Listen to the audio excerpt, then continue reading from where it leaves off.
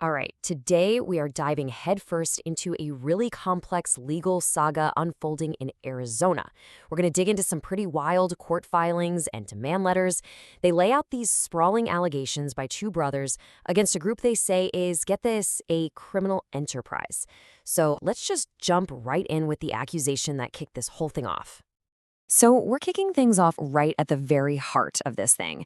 This quote is from a demand letter sent by the brothers Paul and Keith Hartl. And listen, this isn't just a bunch of fancy legal jargon. No, this is a direct shot. They're not just saying, hey, we have a disagreement over some property. They're alleging an organized, full-blown criminal conspiracy.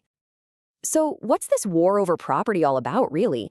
Well, at its core, you've got this massive federal lawsuit. The Hartl brothers are going up against, well, pretty much everyone.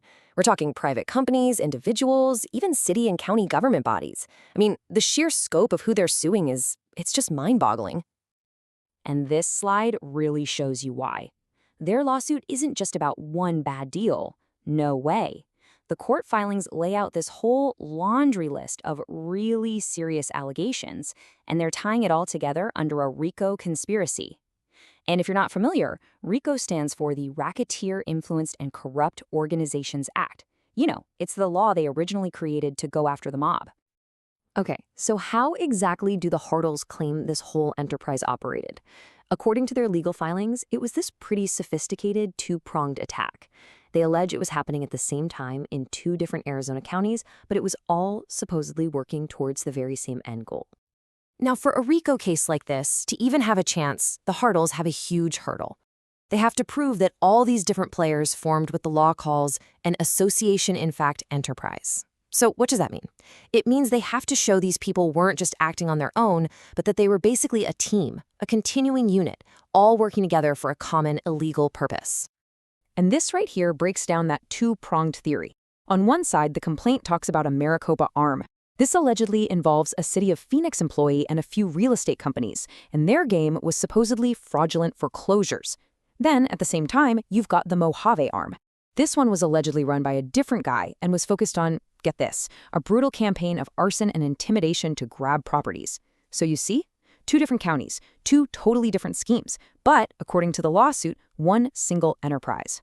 So to back up this huge claim of a coordinated scheme, the legal filings try to paint a picture of a broader pattern of predatory behavior. And the way they do this is by pointing to the public record of one of the key companies they named as part of that Maricopa arm. Okay, so the lawsuit points specifically to complaints filed with the Better Business Bureau against a company called E&G Real Estate Services.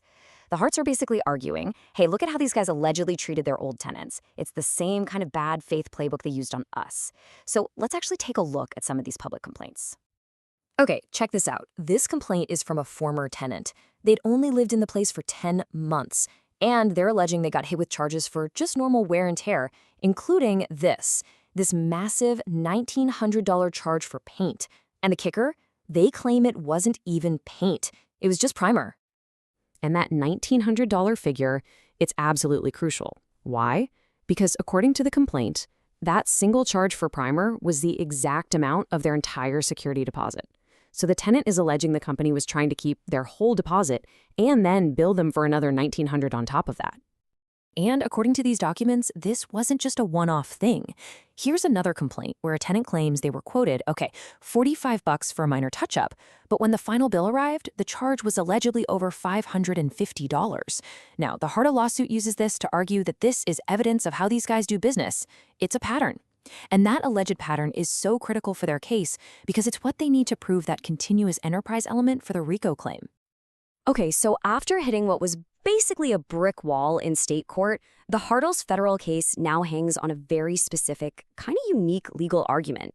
In their own filings, they actually call it the Hartl doctrine. And this whole strategy is their way of trying to get around a huge legal obstacle. And this is the massive roadblock right here. There's this fundamental rule in the U.S. legal system called the Rooker-Feldman doctrine. And to put it simply, it says that the lower federal courts, well, they can't act like an appeals court for state court decisions. So if you lose your case in a state court, you can't just turn around and file the same case in a federal court hoping for a do-over. So how in the world do the Hartls think they can get around that? Well, their entire argument boils down to this concept, extrinsic fraud.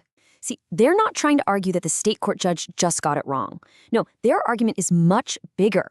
They're saying the entire process was a total sham from the get-go, that it was corrupted by stuff that happened completely outside the courtroom, making it literally impossible for them to ever get a fair shot.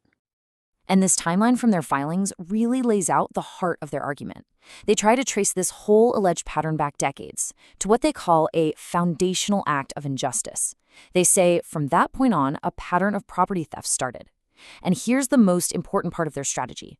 They argue that the bad state court rulings weren't the actual injury. Instead, those rulings were just tools, predicate acts as the law calls them, used by this larger, long-running criminal enterprise. All right, let's zoom in on one of the key players named in this lawsuit, because this is where things get really interesting. The source documents we've seen paint two completely different pictures of his role, and that difference is central to this whole fight. So the lawsuit names a few different players in that Maricopa arm, but one name really jumps out: Mark Manoyle. Now, he isn't just some random lawyer. The source documents describe him as a published author and a leading expert on the very Arizona tax lien laws that are at the absolute center of this case. And this is where the two sides of the story just completely diverge. The Hartzl's complaint alleges Manoy was a key operator who acted in concert with the others to pull off the scheme. But other documents define his role very differently, as a statutory agent. Now, in Arizona, that's a legally required role for a company. It's basically an official point of contact for lawsuits and legal notices. And here's the critical part. That role gives you zero operational management, zero control, and zero ownership of the company. So, okay, after all these tangled allegations and these really complex legal theories, where does this case actually stand today? Well, the stakes are unbelievably high, and honestly, the future is completely up in the air. But before we get into the legal nitty-gritty of where things are, it's so important to understand the personal stakes here, which are laid out in the filings. I mean, this isn't just about property or money. The Hartls claim that a box truck they had on one of the properties was taken, and inside that truck were irreplaceable personal things, including the only photographs they had left of their deceased mother. And that just changes everything. It turns this from a financial fight into something so much more personal and profound.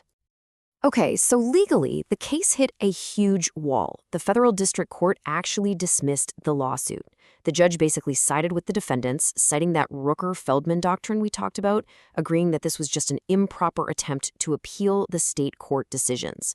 But, and this is a big but, the Hartls have appealed that dismissal. It's now going to the Ninth Circuit Court of Appeals, which means this fight is a long, long way from being over. And so, this whole incredibly complicated saga really leaves us with one fundamental question. Where do you draw the line? Is this a story about aggressive, maybe even predatory, but ultimately legal business tactics?